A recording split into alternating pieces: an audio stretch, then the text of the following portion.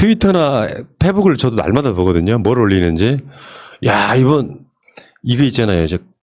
좀 대학 교수 같은 느낌이었던 어떤 사람이 이제 한을 품으면 혼자 언론개혁 다 하고 있어요. 제가 그래서 명명을 해줬어요. 언론개혁 1인 행동. 네.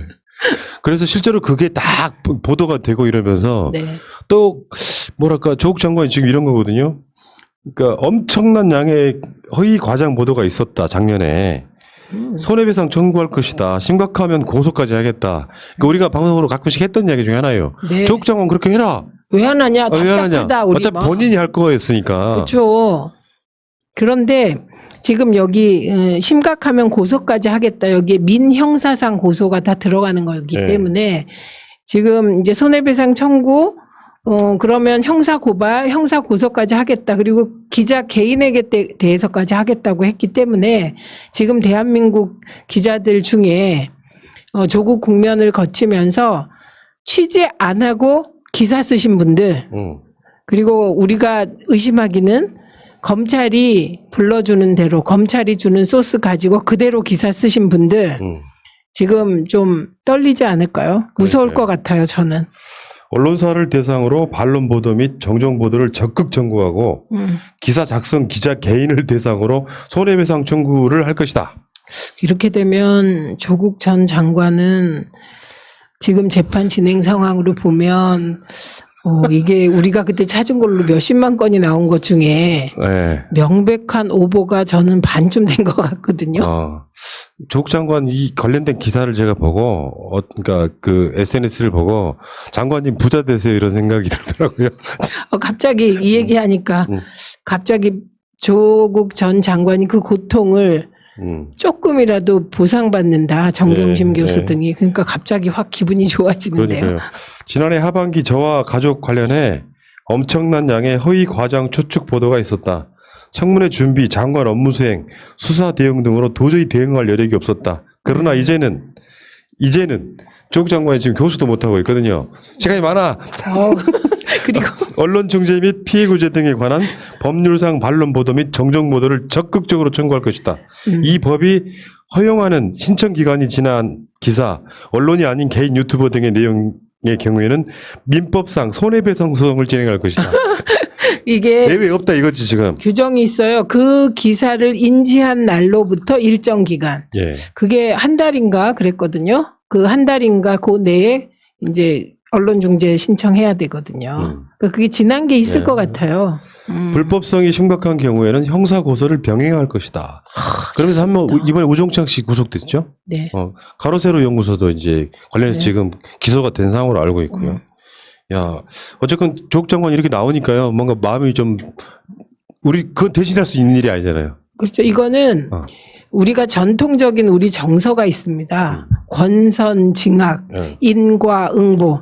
이게 우리의 전통 고문헌부터 지금까지 내려온 우리 국민들의 정서거든요. 근데 저 진짜 조국 전 장관 주변과 변호인이 막 답답했어요. 그치. 하나하나 반박하고. 초반 대응이 굉장히 좀 그랬어요. 그때 초반에. 좀 우리 지나서 얘기인데 좀 거시기 했어요. 우리 속 터졌어요. 그래서 그랬는데 이번에 보니 뭐 잘하고 계십니다. 그래서 역시 사람은 시간이 좀 있어야 돼요. 예. 시간이 있어야 이런 기획도 할 수 있어요.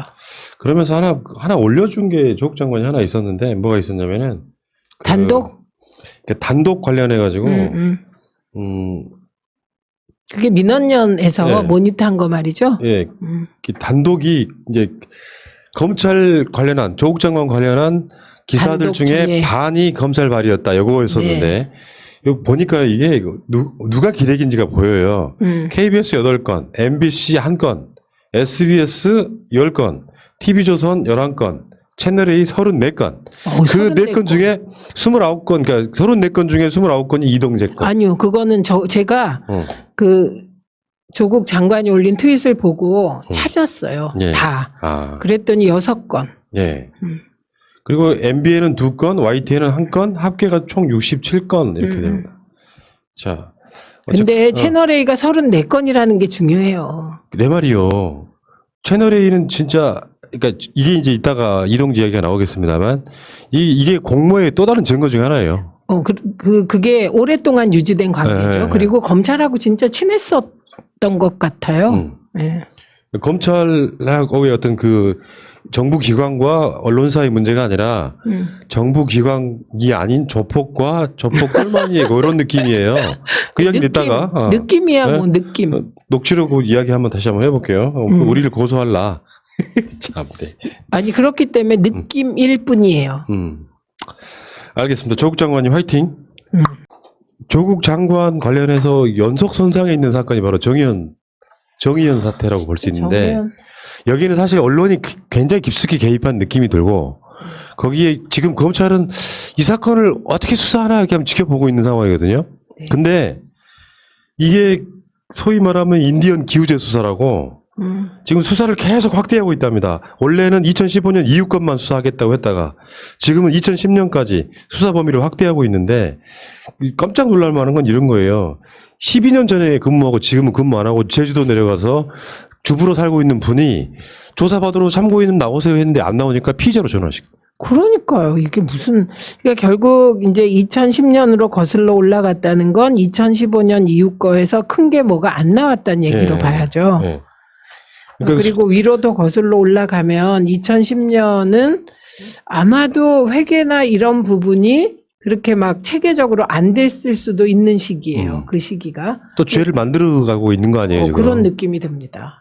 그 정의연한테 확실히 문제가 있었다를 밖으로 드러내야 되니까 나는 정의연 수사가 검찰하고 어떤 하등의 그러니까 상관관계가 없다고 생각을 했거든요. 근데 이렇게 수사를 하는 걸 보면 정권을 이투렵게 하겠다는 의도가 저는 보여요.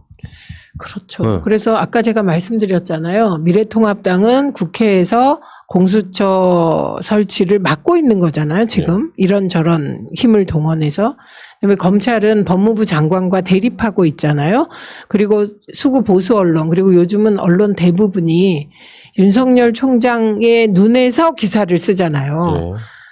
그래서 찾아보면 추미애 장관에 대해서 우호적인 기사를 거의 찾아볼 수가 없어요. 그런데 추미애 장관은 꿋꿋하게 잘 버티세요. 훌륭하세요. 훌륭하세요, 네, 진짜. 그게 중요해. 네, 꿋꿋하게 잘 버티는 게 중요해. 네, 그 꿋꿋하게 잘 버티는 건 정의롭기 때문이에요. 또 이제 한 방 나오잖아요. 인사. 네, 인사. 추미애 장관님 공개적으로 저희가 제안합니다. 네. 지금까지 해온 것처럼 멋지게 인사도 확실하게 해 주십시오. 윤석열 저기 들고 와봐.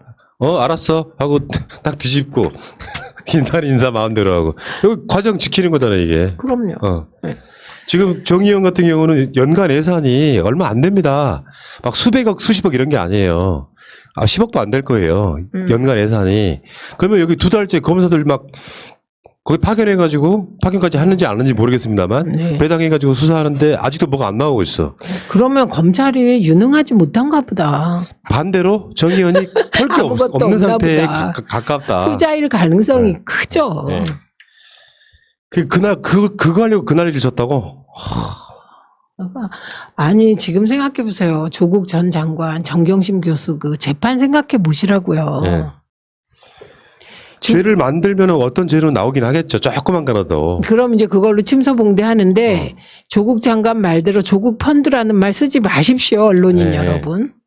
가장 문제는 언론이었죠. 사실 언론이 안 도와줬다면 검찰에 나는 불가능했을 거예요. 그렇죠. 그래서 저희 백서 구성이 검란, 언란 이렇습니다. 백서가 지금 다음 달 초에 나온다고요? 네. 8월 5일? 나올 것 같습니다. 날짜는 뭐 김민웅 위원장이 유동적이고요. 김민웅 위원장이 뭐 말씀하시겠죠. 그리고 어쨌든 모든 교열이 다 끝났습니다.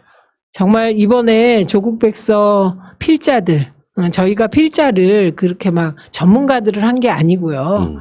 페북에서 조국 국면 때 적극적으로 팩트 체크를 해준 분들이에요. 고일석 기자, 박지훈 대표 등등이 다.